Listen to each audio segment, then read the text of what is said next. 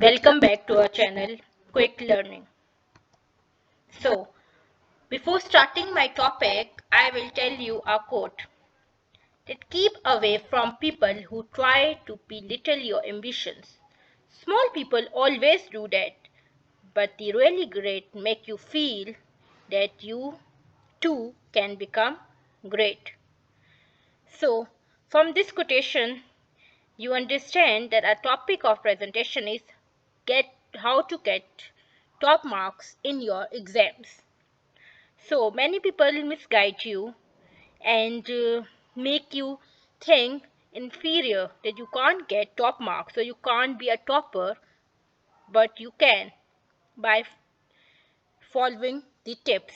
Number one, give yourself enough time to study. Obviously, without study, you can't get even passing marks. So, study is the priority.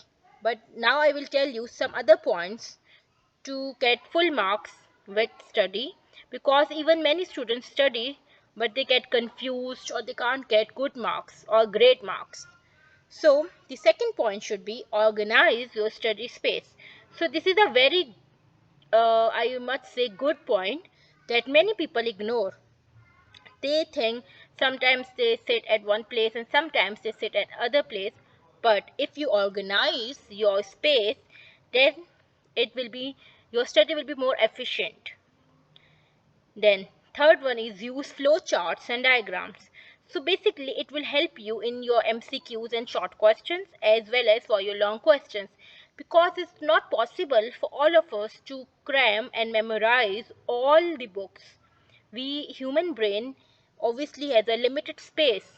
So if you use your study and your books in bullet points and in a flow charts and a diagrams or graphs, then it will be easy for you to memorize and remember them.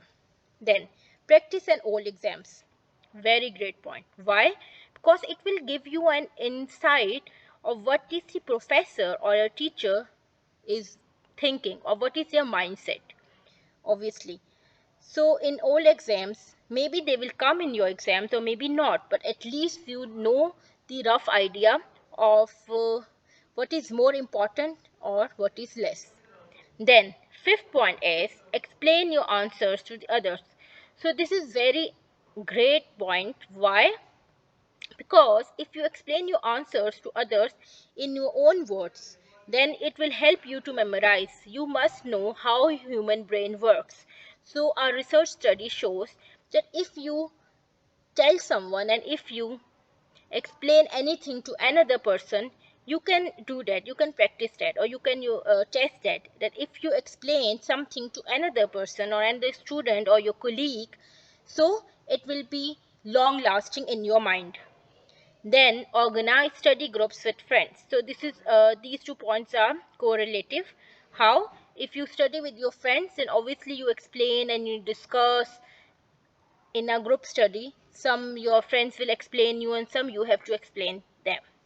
Then take regular breaks.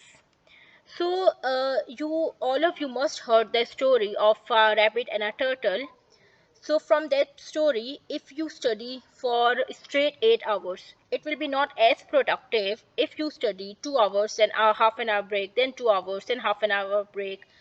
So it will be more easy for you, because obviously human body and human brain need a rest. So this is you should implement that. And last one is snack on brain food. So basically you have to eat, you have to feed your body and your brain some snacks and some food, because you are utilizing a lot of energy. So energy is not only utilized when you walk or run or you exercise, the maximum energy is utilized when you study and when your brain works. So obviously you have to feed it. Then so another important point is that you have to practice or read or revise your assignment titles and questions carefully. Again, it will give you insight of your professor mindset. Then structure your writing. Again, be in a bullet points or in a topics or titles or subtitles and contents. This will look a great impression. This will impact a very impactful for your professor. Then give evidence and examples. So you have to learn some quotations or some, if you are giving some Hindi or Urdu exam, then some shero shairi and poetry in English, also poetry. And if you are studying some scientifically, then do some graphs and diagrams. Obviously it will help your to get full marks. Then proofread work. At last you have to revise or you have to read what you have written. Avoid spelling mistakes. Then at last use teacher feedback to improve. Obviously your teacher is the boss, so you have to take her or his feedback how to improve yourself.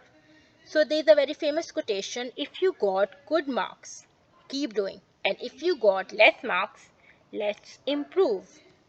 So thank you all for listening, and if you have any question, kindly comment me and kindly subscribe to my channel and give me feedback how I can improve my channel and what topic you are interested in. Thank you so much.